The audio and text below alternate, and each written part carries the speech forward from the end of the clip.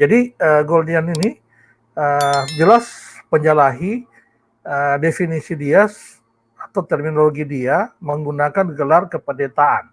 Ya, karena dia tidak melakukan fungsi katekisasi, fungsi pendidikan mengajar sebagai pendidikan teologi ya, dan fungsi mengajar di mimbar ya untuk memimpin jemaat ya. Jadi dia tidak berhak untuk memakai singkatan PDT yang merupakan hanya mengacu kepada pendeta Kristen ya. Jadi ini juga adalah sebuah kesalahan. Oke. Nah, tetapi kesalahan jenis apa ini nanti kita bahas di bagian belakang ya. Oke, kita lanjut. Nah, bermarga simbolon teman-teman ya. Nah, ini kalau seandainya ini masih perlu diklarifikasi lebih lanjut ya. Dia menggunakan marga simbolon ini ya. Kita sering melihat di nama channelnya Goldian Simbolon, kemudian di dalam banyak video-video kontennya dia menggunakan identitas Goldian Simbolon ya.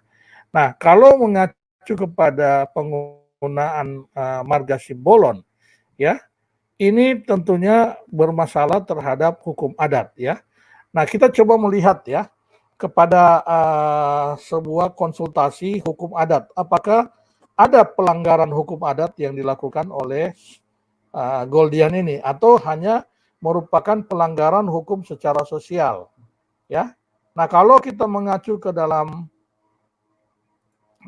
satu website mengenai hukum online, ada kasus yang mirip seperti kasus Goldian ini ya. Ketika ada seorang yang berkonsultasi dengan tenaga ahli di bidang hukum online. Saya coba bacakan ya. Nah, dia berkonsultasi seperti ini. Salam, saya adalah laki-laki berumur 25 tahun. Saya menggunakan nama Marga Nasution pada nama akhir saya. Padahal saya tidak memiliki asal-usul keturunan penyambungan Sumatera Utara atau keturunan Batak. Orang tua saya bilang itu hanya sebuah nama yang diberikan warga Medan sewaktu saya lahir. Tetapi orang tua tidak memiliki bukti tertulis soal pemberian marga tersebut. Yang menjadi masalah, setiap saya bertemu orang yang baru, saya dikira orang Sumatera Utara. Padahal tidak, saya asli keturunan Sumatera Barat, Padang Panjang dengan suku ayah Tanjung dan ibu Ketapang. Ya, jadi sama sekali tidak ada hubungan Sumatera Utara, tetapi orang tua memberi nama Nasution. Pertanyaannya, haruskah saya menggantikan nama Nasution tersebut? Kedua, adakah undang-undang yang bisa mengeluarkan saya kalau saya tetap menggunakan marga tersebut? Yang ketiga, apakah saya bersalah atas penggunaan marga tersebut? Mohon dibantu berikan jawaban dengan sedetail mungkin. Nah, di sini teman-teman, kasusnya ini hampir mirip ya, tetapi di dalam konsultasi ini sang anak yang pemuda berusia 25 tahun ini menggunakan nama Marga Nasution sebagai nama yang diberikan oleh orang tua ya, bukan sebagai nama yang digunakan oleh Goldian untuk berapologet ya. Tetapi kita lihat apa jawaban dari sisi hukum terhadap ini ya. Nah, saya menjelaskan, coba menjelaskan dengan mungkin teman-teman saya jelaskan ini dengan kata-kata saya ya, karena nanti sulit kalau membaca ini. Ya, di sini disebutkan, Anda menyebutkan bahwa marga yang disematkan di belakang Anda adalah Nasution, kata konsultan hukum ini ya. Karena Nasution merupakan salah satu marga yang ada dan lahir di Tapanuli bagian selatan, subsuku Mandailing. Maka kami akan mencoba menjelaskan dan menjawab beberapa pertanyaan Anda menggunakan hukum adat yang berlaku di Tapanuli bagian selatan. Jadi sang konsultan hukum ini mencoba menjelaskan dengan aturan hukum adat yang ada di Tapanuli bagian selatan. Nah, saya kalau melihat dari simbolon ini, kemungkinan ini adalah marga dari suku adat Batak yang ada di Samosir ya. Ya mungkin teman-teman orang Batak bisa klarifikasi kembali. Oke ya.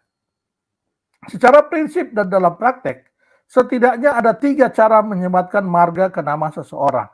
Nah, ini untuk berlaku umum, ada 3 cara ya. Pertama, berdasarkan keturunan yang berasal dari marga ayah. Jadi biasanya itu kita menggunakan nama marga itu karena berasal dari nama marga dari ayah kita. Kedua, pemberian marga karena perkawinan. Misalnya seorang laki-laki Batak Mandailing menikah dengan perempuan. Nanti diberikan nama. Tetapi pemberian nama ini harus dilakukan dengan hukum adat. Ya. Jadi yang kedua ini adalah pemberian nama karena dia melakukan perkawinan. Ya. Jadi ada nama marga tetapi harus dilakukan dengan hukum adat. Ketiga, penebalan marga kepada tokoh-tokoh yang dianggap berjasa. Jadi kalau Anda berjasa di dalam di dalam misalnya mensejahterakan orang-orang di daerah Sumatera Utara atau di daerah Samosir. Nah, Anda diberikan gelar adat dan Anda berhak menggunakan nama marga ya yang dipilih oleh tua-tua hukum adat di situ. Ya, beberapa tokoh yang diberikan marga tercatat dalam buku Horja Adat Istiadat Dalihan Natulo. Di antaranya Profesor Rasarin, Siti Hardianti Rukmana diberikan marga Harahap, serta mantan Menteri Pendidikan Daud Yusuf yang diberikan marga Nasution. Ya, ini kalau di Tapanuli Selatan. Ya. Tetapi ini pun harus melalui upacara penambalan marga ini dilakukan dengan upacara. Ya, upacara adat yang harus dilalui, ya. Harus dilakukan pada suatu sidang adat dengan mengacu kepada ketentuan-ketentuan dan syarat dalam adat istiadat Dalihan Natolu. Ya. Oke, dengan penjelasan di atas kami akan mencoba menjawab pertanyaan Anda satu persatu. Jadi ini konsultan hukum mencoba menjelaskan ya dari penjelasan 3. Yang pertama, Anda harus memastikan apakah pemberian penambalan marga Nasution untuk Anda bukan berasal dari suku Batak Mandailing, Batak atau suku Mandailing, dahulu sudah sesuai dengan syarat-syarat yang ada di atas tadi, ya. Kalau tidak, berarti Anda tidak berhak menyandang marga Nasution. Artinya Anda tidak kawin dengan orang hukum, dengan orang Batak, sehingga Anda diberikan marga, atau Anda juga tidak mendapatkan gelar penambalan, ya karena Anda berjasa dan tidak melalui hukum adat. Artinya Anda harus membuang nama marga Nasution tersebut dari nama Anda. Anda harus melepaskan penggunaan nama Nasution. Karena kalau menggunakan nama Nasution tersebut, bisa saja Anda akan dituntut secara hukum adat. Itu yang pertama ya. Yang kedua, sebagai warga negara Indonesia tentu berhak memilih nama untuk anak dan dirinya sendiri. Karena kami menyerahkan sepenuhnya kepada apakah menggunakan nama Nasution atau tidak kepada Anda. Tetapi meskipun demikian Anda harus melakukan merasa tak nyaman, harus melakukan melewati adat ya. Ini saya terjemahkan dengan melewati upacara adat seperti itu. Atau Anda bisa mengganti nama Nasution Anda ke pengadilan negeri. Ya, prosedur mengganti nama Anda ada di dalam prosedur penggantian nama. Ya, ketika Anda melepaskan nama Nasution atau Anda akan tetap menggunakan nama Nasution, Anda harus mengikuti aturan yang berlaku di dalam hukum positif Indonesia. Ya, seperti itu ya. Jadi ini tidak sembarangan. Ya, tidak sembarangan dalam penggunaan nama marga ya. Oke, itu pun di Tapanuli Selatan. Yang kedua, sepenglihatan kami belum ada undang-undang yang secara spesifik mengatur persoalan pemberian marga. Nah, undang-undang hukum positif ya. Pemberian marga itu hanya diatur dalam hukum adat yang juga diakui sebagai salah satu hukum yang hidup dalam sistem hukum Indonesia. Jadi dalam hukum Indonesia itu tidak ada, tetapi penggunaan marga ini diatur dalam hukum adat. Hukum adat ini dianggap juga sebagai hukum yang berlaku secara resmi di dalam sistem hukum Indonesia. Jadi kalau Anda melanggar hukum adat, berarti Anda secara resmi juga melanggar hukum yang ada di Indonesia. Ya. Dan yang ketiga, Anda tentu tak bisa dinyatakan bersalah karena Anda tidak mengetahui pemberian marga nama Nasution itu kepada Anda sejak Anda lahir. Jadi kalau seandainya itu diberikan oleh orang tua, kita tidak. Tetapi orang tua kita lah yang bersalah. Ya. karena dia yang memberikan nama tersebut, ya. Tetapi Anda harus diminta melepaskan nama marga Nasution itu karena tidak sesuai dengan aturan adat yang berlaku seperti itu. Jadi harus diurus. Tetapi kasus Goldian ini sedikit berbeda, ya. Karena kasus Goldian ini adalah nama yang dia gunakan itu apakah memang pemberian dari orang tua atau hanya digunakan oleh Goldian semata-mata hanya untuk mendapat simpati ketika dia berapologet.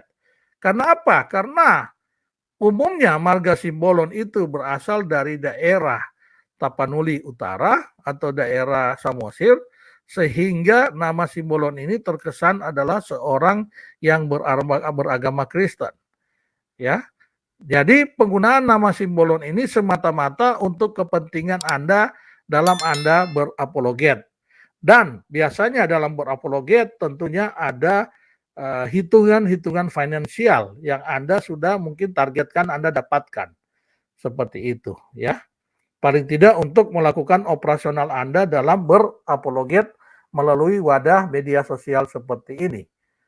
Oke ya. Nah, apa yang ketiga yang anak muda ini lakukan ketika dia melakukan pelanggaran? Ya, pertama, anak muda ini memalsukan identitas nama pada rekening bank. Ya, jadi dia membagikan rekening bank atas namanya, tetapi menggunakan nama Simbolon. Ya, hati-hati dengan penggunaan seperti nomor-nomor akun rekening bank seperti ini. Ya, karena bisa saja Anda melanggar aturan hukum yang berlaku di dunia perbankan. Ya, bisa juga Anda memiliki alibi, akan dituduh Anda beralibi untuk mendapatkan keuntungan sehingga nama di dalam rekening Anda buat identitas yang tidak sesuai dengan identitas bank kepunyaan Anda. Ya. Nah, aturan hukum ini silakan Anda cari sendiri, ya.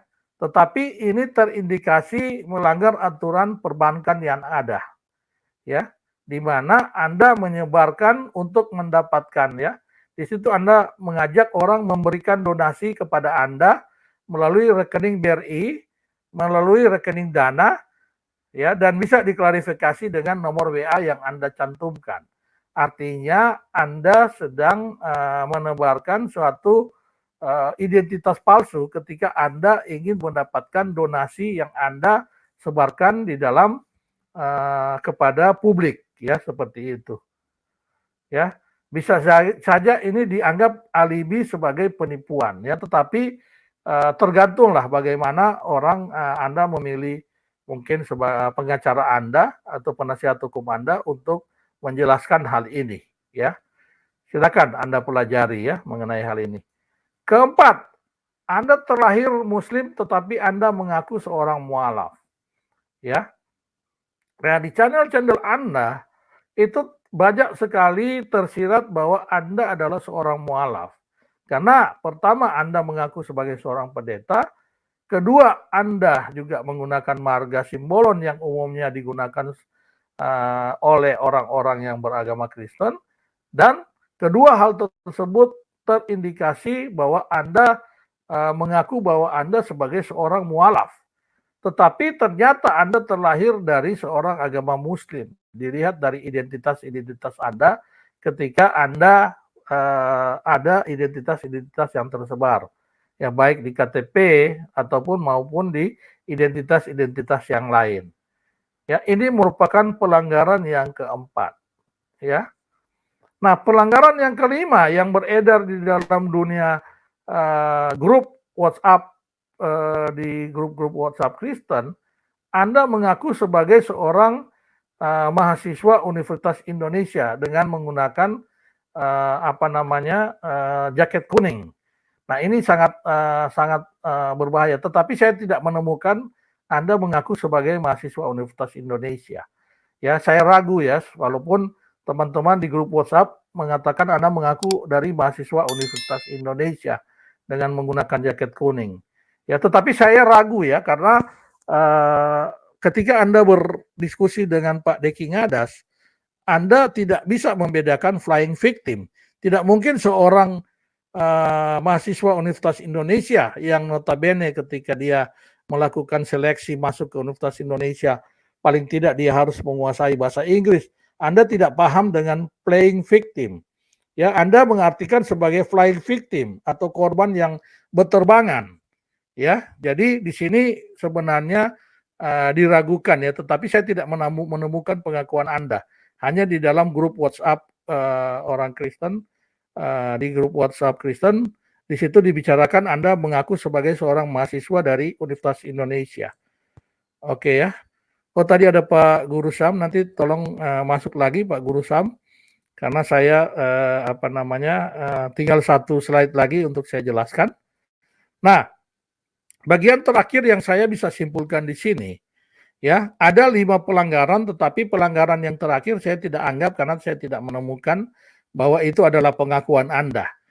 Hanya hanya dicurigai atau dibicarakan oleh teman-teman kami bahwa Anda mengaku Anda dari Universitas Indonesia. Tetapi saya sangat tidak yakin bahwa Anda bisa berada di universitas terbaik di Indonesia karena Anda tidak bisa membedakan mana yang playing victim, mana yang flying victim di situ ya. Oke ya. Nah, jadi ada 5 daftar kesalahan Anda. Pertama, penggunaan gelar pendeta, tetapi secara hukum saya rasa tidak ada pelanggaran hukum positif di Indonesia. Ini Anda hanya melanggar hukum norma sosial saja. Ya, Anda hanya melanggar hukum norma sosial. Kedua, Anda bermarga simbolon. Nah, ini ada indikasi Anda melanggar norma hukum positif di Indonesia, yakni hukum adat, ya. Jadi bermarga simbolon ini sangat merupakan indikasi yang Anda melanggar sebuah norma hukum adat, ya. Yang ketiga, bisa jadi memalsukan identitas nama pada rekening bank Anda, itu melanggar norma hukum perdagangan, hukum positif di Indonesia, tetapi nanti bisa Anda konsultasikan dengan orang hukum Anda, dan bisa juga ini merupakan norma sosial, karena Anda ingin mendapatkan donasi. Ya, norma sosial Anda berbohong. Anda ingin mendapatkan banyak donasi, sumbangan dari para donasi, yang mana bersimpati Anda ketika Anda mengaku Anda bermarga simbolon, dan juga sebagai seorang mungkin terkesan Anda adalah seorang mualaf di situ, sehingga ini melanggar norma sosial dengan kebohongan Anda, ya, karena Anda memalsukan identitas pada rekening bank Anda, ya. Yang keempat, Anda terlahir Muslim tetapi mengaku mualaf. Ini tidak melanggar norma hukum positif Indonesia. Ini menurut saya hanya melanggar norma sosial saja, ya. Jadi mungkin itu yang saya ingin sampaikan kepada teman-teman.